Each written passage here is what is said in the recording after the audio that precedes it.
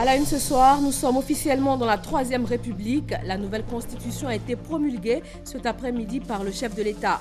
Le président Alassane Ouattara a donné au nouveau texte constitutionnel une validité juridique, un caractère exécutoire. Plus de 200 millions d'Américains sont appelés aux urnes ce mardi pour élire leur 45e président. Ils vont faire de la démocrate Hillary Clinton la toute première femme à diriger le pays ou bien donner les clés de la Maison-Blanche au républicain milliardaire Donald Trump. Coopération ivoiro-burkinabé, les deux pays mettent en place des postes de contrôle juxtaposés à leurs frontières. C'est à l'Alé-Rabat, dernier village ivoirien avant le Burkina Faso, qu'ils vont être installés. La première pierre a été posée. Bonsoir à tous. Vive la Troisième République, vive la Côte d'Ivoire. C'est par ces mots que le chef de l'État a clos son adresse à la nation cet après-midi. Le président Alassane Ouattara a signé le texte de promulgation de la nouvelle constitution. C'est donc officiel, nous sommes désormais dans la Troisième République. Le reportage de Viviane Naïma. Si par son vote, le peuple ivoirien a dit oui à la nouvelle constitution, le président de la République, en ratifiant ce mardi 8 novembre l'acte de promulgation, décrète dès à présent sa mise en application. Le moment est historique, car à compter de ce mardi 8 novembre à 17h20, la Côte d'Ivoire est entrée dans la Troisième République. D'où le tonnerre d'applaudissements d'un parterre représentatif de toute la nation ivoirienne. Président d'institutions, membres du gouvernement, rois, chefs traditionnels et chefs religieux, société civile, presse nationale et internationale. Le secrétaire général de la présidence de la République a donné lecture de l'acte de promulgation de la nouvelle constitution. Son Excellence, M. Alassane Ouattara, président de la République, a procédé ce jour à la promulgation de la loi numéro 2016-886 du 8 novembre 2016 portant Constitution de la République de Côte d'Ivoire. La promulgation de cette loi consacre l'entrée en vigueur de la nouvelle Constitution de la République de Côte d'Ivoire. La loi portant Constitution de la République de Côte d'Ivoire sera publiée au journal officiel de la République de Côte d'Ivoire et exécutée comme loi de l'État. Fait à Abidjan le 8 novembre 2016. Le président de la République a remercié ses compatriotes d'avoir exprimé leur choix sans violence, de manière libre, dans un esprit démocratique. Le peuple ivoirien s'est exprimé partout, à l'intérieur comme à l'extérieur du pays, avec une écrasante majorité de 93,42% des suffrages exprimés en faveur du oui et un taux de participation de 42,42%. La voix des urnes a parlé. Le vent de la démocratie a de nouveau soufflé sur la Côte d'Ivoire. 6 ans après la grave crise post-électorale que notre pays a connue, notre démocratie a encore fait un pas en avant après l'élection présidentielle d'octobre 2015. Le premier sentiment qui m'anime est un sentiment de fierté, une fierté que je veux partager avec chacune et chacun d'entre vous. En effet, en dehors de quelques cas isolés, la journée de vote s'est déroulée dans le calme et la sérénité, confirmant ainsi que la grande majorité des Ivoiriens aspirent à la paix. Mes chers compatriotes, je voudrais remercier du fond du cœur tous ceux d'entre vous qui se sont rendus aux urnes pour accomplir leur devoir citoyen. Tous ceux qui ont bravé, parfois la pluie ou le soleil, parcouru de longues distances pour aller voter. Tous ceux qui ont fait preuve de patience et de discipline dans les files d'attente devant leur bureau de vote. Cette victoire est d'abord la vôtre. Vous avez fait triompher la démocratie. J'adresse mes sincères remerciements à tous ceux qui ont voté oui, approuvant ainsi notre vision de la Côte d'Ivoire nouvelle. Je remercie tout particulièrement mon aîné, le président Henri Konan Bédié, pour son soutien continu et indéfectible. Je remercie également les présidents d'institutions, les membres du gouvernement, les honorables députés, ainsi que toutes les personnalités qui ont porté le message de paix et de stabilité de la nouvelle Constitution. Je félicite tous ceux qui se sont faits les ambassadeurs de la nouvelle Constitution. Votre engagement et votre dévouement sur le terrain ont permis de faire la différence. À tous nos concitoyens qui ont voté non, je veux dire merci. Merci d'avoir exprimé pacifiquement votre opinion, avec responsabilité. Merci de croire que la Côte d'Ivoire est plus grande que toutes nos divergences politiques. Après la promulgation qui consacre la mise en application effective de la nouvelle Constitution, l'autre étape sera la nomination dans les jours qui viennent du tout premier vice-président dans l'histoire de la Côte d'Ivoire. 56 ans après la promulgation de la toute première constitution ivoirienne, c'est une nouvelle page de son histoire que la Côte d'Ivoire commence à écrire aujourd'hui mardi 8 novembre. Des présidents d'institutions, des membres du gouvernement et membres de la société civile ont salué l'avènement de ce nouveau contrat social. Pour nous, donc, c'est un grand jour. Une nouvelle république naît. C'est aussi l'occasion d'écrire une nouvelle page de l'histoire de la Côte d'Ivoire. Et je voudrais inviter les uns et les autres à s'y inscrire durablement. C'est de souhaiter la bienvenue à la Troisième République, qui est la République de la Renaissance de la Côte d'Ivoire. La Côte d'Ivoire réconciliée avec elle-même, la Côte d'Ivoire réconciliée avec l'excellence, la Côte d'Ivoire réconciliée avec le travail, la Côte d'Ivoire réconciliée avec la paix qui est préalable à tout développement.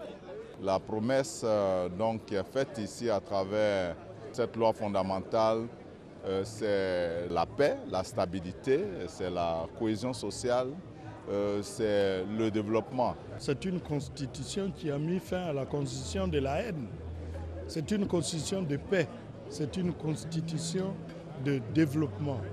Et je dis, de ce point de vue-là, il n'y a pas de raison de faire autre chose que d'appuyer de manière franche et sincère cette constitution.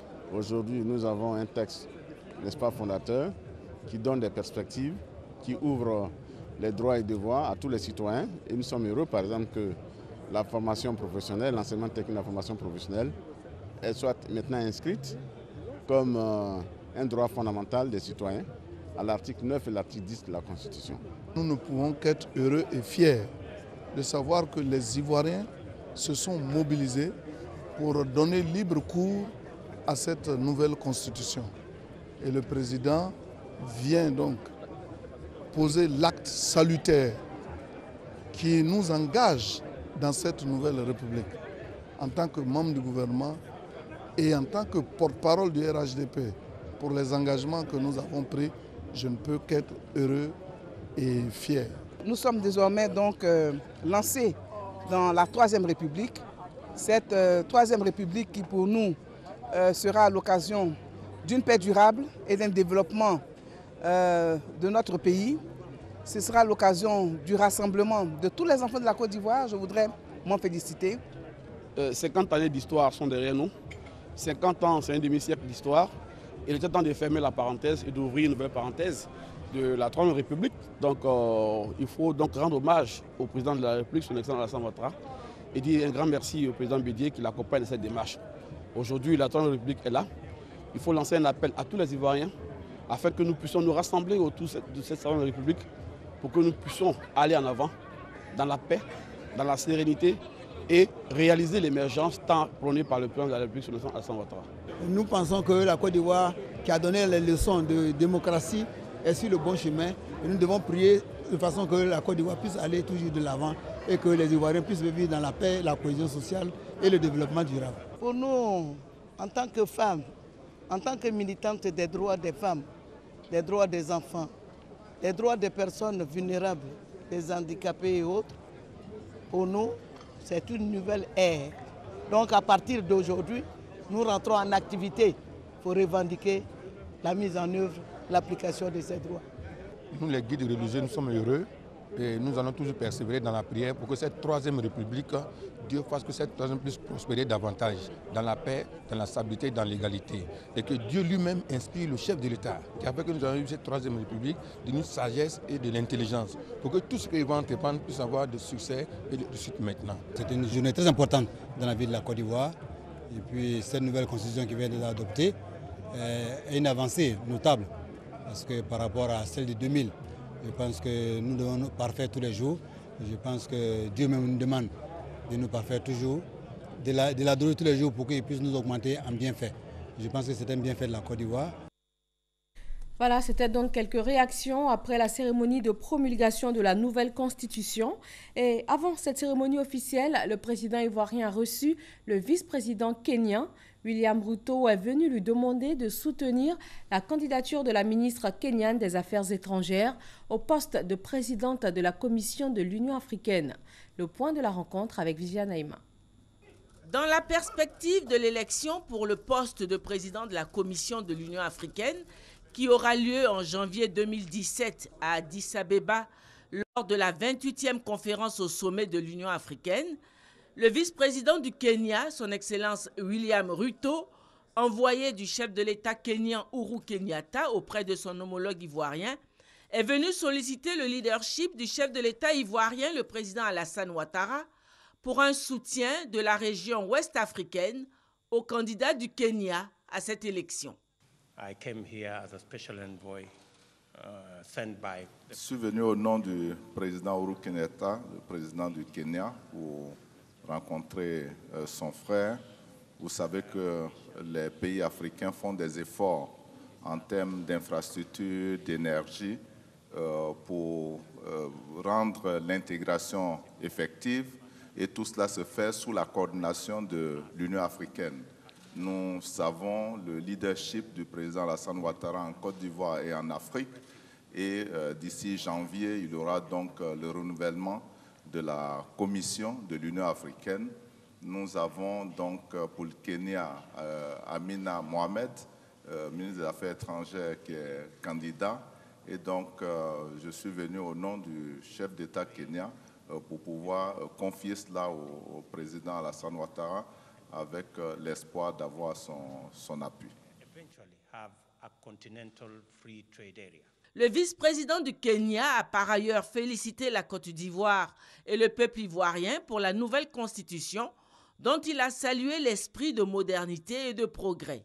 Pour rappel, une première élection pour trouver un remplaçant à la sud-africaine Dlamini Zuma à la tête de la Commission de l'Union africaine avait eu lieu au mois de juillet lors du 27e sommet de l'Union africaine à Kigali, sans qu'aucun des 4 candidats en compétition ait réussi à totaliser le maximum de suffrages des chefs d'État. L'entrée en liste du candidat du Kenya porte maintenant à 5 le nombre de prétendants au fauteuil. Ce mardi est jour de vote aux États-Unis d'Amérique. Après le vote anticipé de près de 40% d'électeurs, ce sont environ 80 millions de personnes qui sont attendues aux urnes. Elles doivent décider qui d'Hillary Clinton ou de Donald Trump va succéder à Barack Obama à la Maison-Blanche. Qui deviendra le 45e président des États-Unis? Une femme va-t-elle accéder à ce poste pour la toute première fois de l'histoire?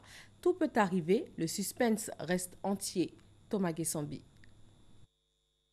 La présidentielle américaine de novembre 2016, l'heure de vérité est arrivée. Qui succédera à Barack Obama?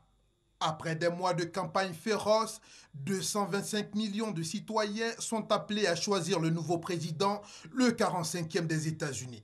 Les bureaux de vote, ouverts ce mardi 8 novembre, ont accueilli plusieurs électeurs, parmi eux la démocrate Hillary Clinton. Au milieu des clameurs et gardant le sourire, la prétendante à la Maison-Blanche accomplit son devoir citoyen. Et quant à son rival républicain Donald Trump, c'est à 11h heure américaine qu'il se rend aux urnes à New York, en compagnie de son épouse pour opérer son choix. En raison du vote anticipé de nombreux États, près de 40% de 146 millions d'électeurs inscrits ont déjà voté. Les 60% restants se rendent dans les bureaux de vote pour départager le républicain Donald Trump et la démocrate Hillary Clinton. Le candidat doit obtenir la majorité absolue des 538 grands électeurs, soit 270 pour être élu.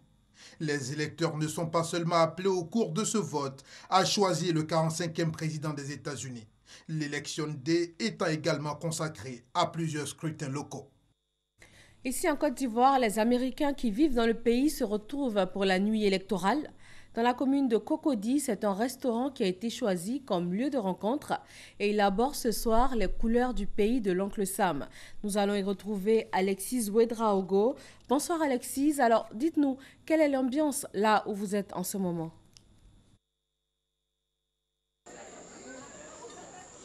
Bonsoir Fatou Fofana. Pour cette nuit électorale américaine, l'ambassade des États-Unis à Abidjan a voulu recréer cette ambiance des États-Unis ici à Abidjan, précisément à Cocody. Derrière moi, vous avez ce simulateur de vote. Tous les participants à la rencontre ont la possibilité donc de voter soit pour Hillary Clinton, soit pour Donald Trump. Un vote bien sûr qui ne sera pas pris en compte dans l'élection aux États-Unis d'Amérique. Pour cette soirée, c'est un long marathon qui s'ouvre, un marathon suivi ici même en direct sur les écrans via les chaînes américaines. Possibilité de suivre donc tout le processus de cette élection qui est engagée aux États-Unis d'Amérique. Une chose est certaine, le soleil se lèvera avec le nouveau président des États-Unis. Ce sera soit Hillary Clinton, soit Donald Trump. Pour le moment, difficile d'arracher des mots à cause bien sûr du droit de réserve de certains diplomates. Mais la soirée, elle, ne fait que commencer. Merci Alexis Ouedraogo. Nous allons maintenant à la rencontre d'un Ivoirien. Il aura vécu de nombreuses nuits électorales sur place aux États-Unis où il a passé 19 années. Il est de retour dans son pays et il nous raconte avec ses mots la présidentielle américaine. À son bureau, au 21e étage de la Kestabo Plateau, Séraphin Yoro et son conseiller échangent sur une pile de dossiers. Sans protocole, dans cette ambiance studieuse, il nous reçoit pour parler actualité, notamment présidentielle américaine. Yoro est à son aise dans cette brèche. L'Amérique, il la connaît bien depuis plus de 19 ans. Les États-Unis, c'est tout un système qui a été designé par ce qu'ils appellent des founding fathers, les pères fondateurs. Ils disent que la majorité n'a pas forcément raison. Ils ont décidé que on n'élise pas plutôt le président, mais on élit plutôt le collège électoral. Et les 50 États, en fonction de la densité de la population au sein de l'État américain, il y a un chiffre qui est affecté. Et le total, c'est 538, le collège électoral.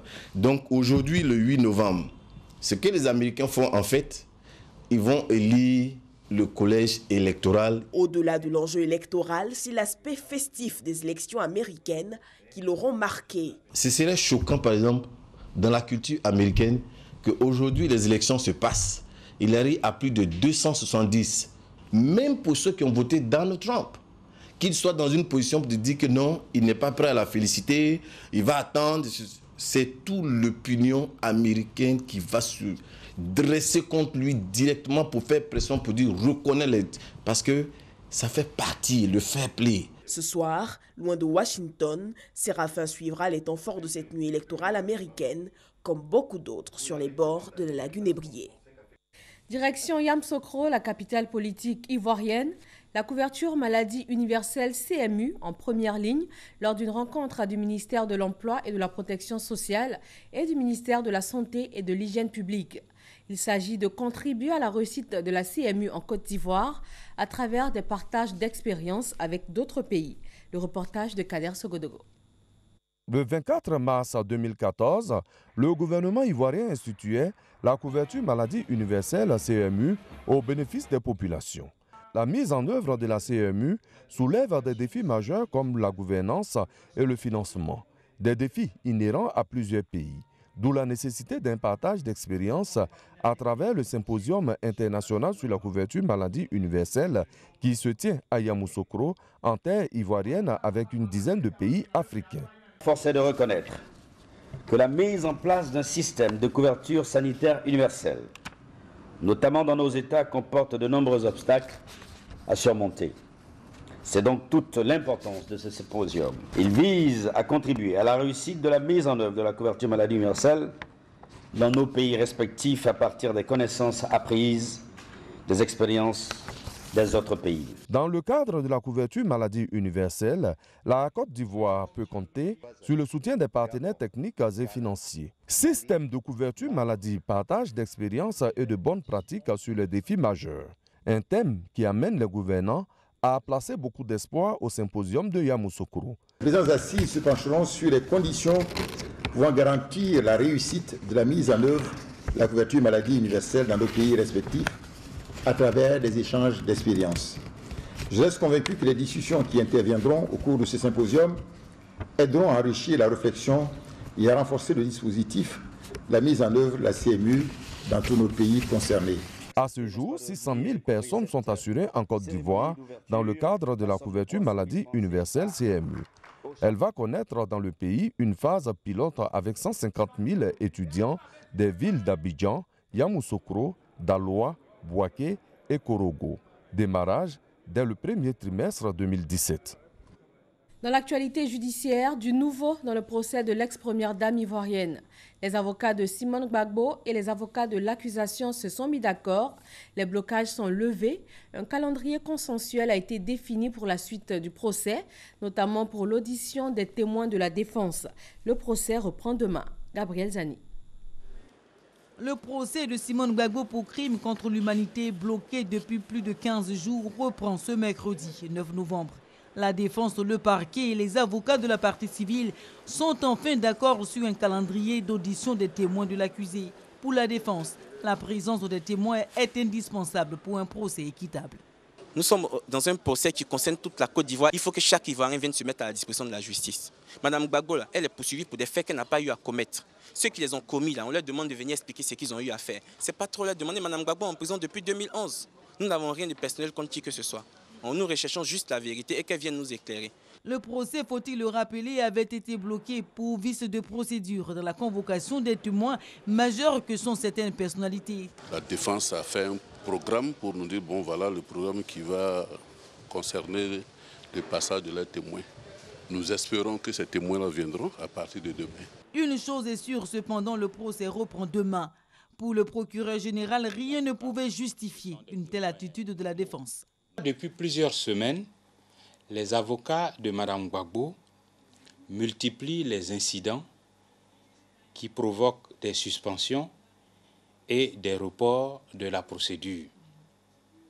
Aussitôt après la suspension, ils se précipitent à la presse pour faire croire que la Cour empêche leurs témoins de comparaître. Cette attitude des avocats de Mme Gbagbo dénote d'une mauvaise foi manifeste et d'une volonté délibérée de bloquer le processus que nous avions enclenché. La défense présente 32 témoins dans ce procès. Ils vont être entendus selon un calendrier défini de façon consensuelle. 2015-2016, voilà un an que le Nigérian Akinwumi Adesina est président du groupe de la BAD. Lors de sa prise de fonction en septembre 2015, il a inscrit son action dans 5 chantiers. Éclairer, nourrir, transformer, intégrer l'Afrique et améliorer la qualité de vie des Africains. Quel est l'état des lieux en termes de réalisation de ce top 5? Une semaine d'évaluation est initiée ici en Côte d'Ivoire, au siège de l'institution. Noël Yagno. Éclairer l'Afrique, la nourrir, la transformer, l'intégrer. Enfin, travailler à l'amélioration de la vie des Africains. Voilà les 5 priorités ou top 5 du Nigérien Akinwumi Adesina, président du groupe de la BAD. Elles ont été soulignées en septembre 2015 lors de sa prise de fonction. 2015-2016, soit un an après l'annonce de ces priorités. Quel est l'état des lieux? Un exercice de bonne gouvernance. l'évaluation, c'est un outil de dialogue, un outil de construction du consensus, un outil de production de la confiance entre les gouvernants et les gouvernés. Alors, que retenir pour l'an 1 du top 5 ?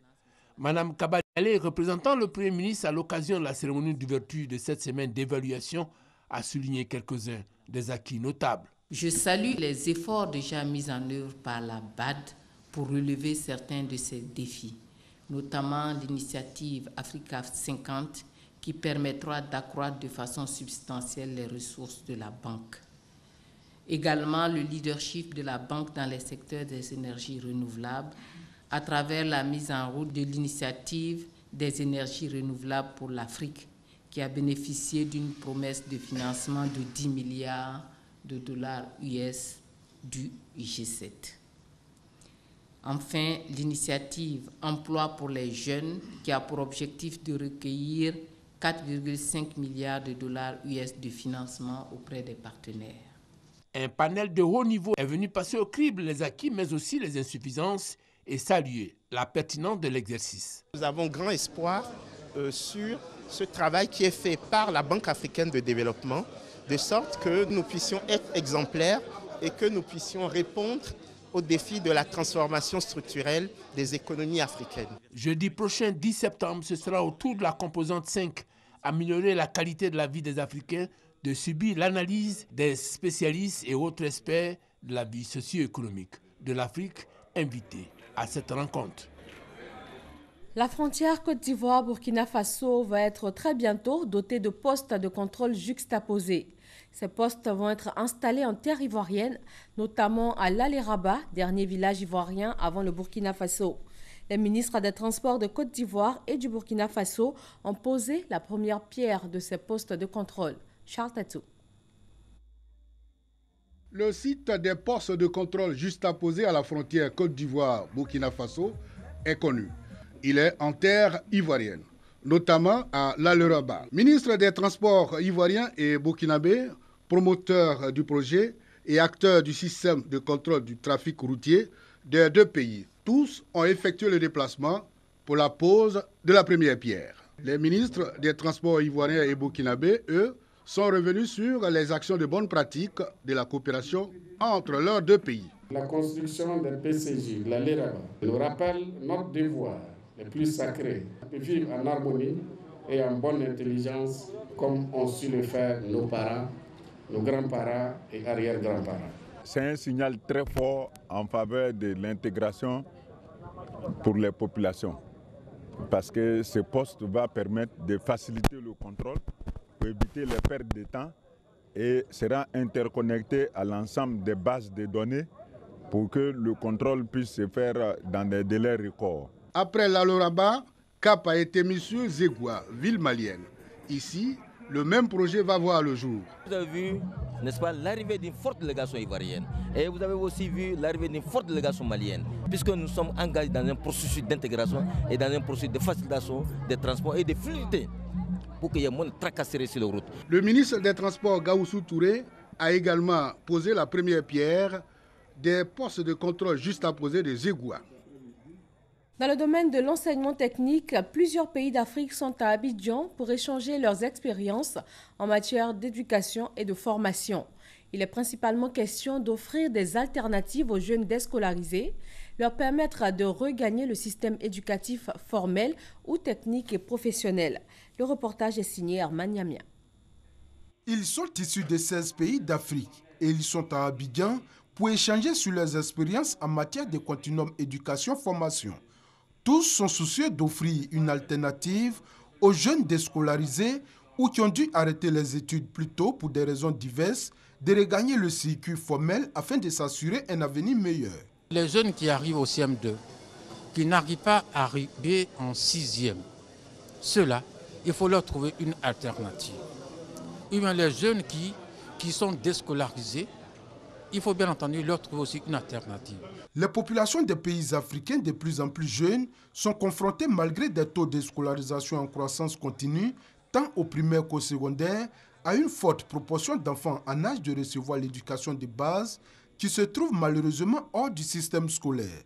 En Côte d'Ivoire, ces jeunes hors du système scolaire formel sont estimés à 1 900 000 selon une étude de l'École nationale de la statistique et d'économie appliquée NCA et l'UNICEF. Il s'agit par là de créer un continuum entre la formation générale, la formation professionnelle et toutes les situations de la vie, qui permettent d'acquérir de façon non formelle ou informelle des connaissances et des compétences. À l'issue de cette rencontre, 3 ou 4 expériences de continuum éducation-formation assez abouties seront retenues pour être diffusées et mises en œuvre dans certains pays. À la suite de ce journal, nous vous proposerons de voir ou de revoir la cérémonie de promulgation de la nouvelle constitution sur RTI 1 et ensuite vous aurez un focus sur l'impôt foncier, une interview avec le directeur du cadastre pour mieux connaître et comprendre ce type particulier d'impôt. Mais déjà, un petit extrait. Il arrive que des terrains soient vendus à plusieurs acquéreurs. Dans ce cas-là, c'est qui supporte l'impôt? La propriété de la terre, l'attribution des terres relève des compétences du ministère de la Construction et de l'Urbanisme. Donc, c'est ce ministère qui attribue les terrains. Donc, s'il s'agit de vente de terrain, je pense que c'est plutôt de ce côté qu'il faut voir. Mais ce qu'il faut préciser aussi, c'est que notre administration intervient dans la création des titres fonciers à travers la direction du cadastre et la direction de la conservation foncière. Mais en tout état de cause, l'attribution des terrains relève du ministère de la Construction et de l'Urbanisme. Rappelons pour terminer que le président Alassane Ouattara a signé le texte de promulgation de la nouvelle constitution ivoirienne. C'est donc officiel, nous sommes désormais dans la 3e République. Et c'est la fin de ce 20h. Merci de votre attention. Très bonne fin de soirée à tous.